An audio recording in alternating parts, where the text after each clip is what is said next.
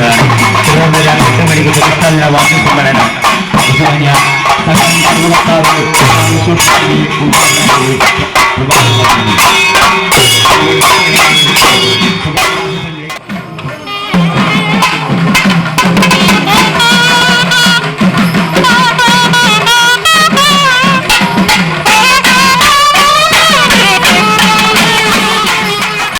ആത്മബോധോദയ സംഘത്തിന്റെ 37ാം നമ്പർ കുന്നത്തൂർ ശ്രീ ശുഭാനന്ദാശ്രമത്തിന്റെ പുനഃപ്രതിഷ്ഠയും 29ാമത് വാർഷിക മഹോത്സവവും വിശേഷാൽ ചടങ്ങുകളോടെ നടത്തപ്പെട്ടു.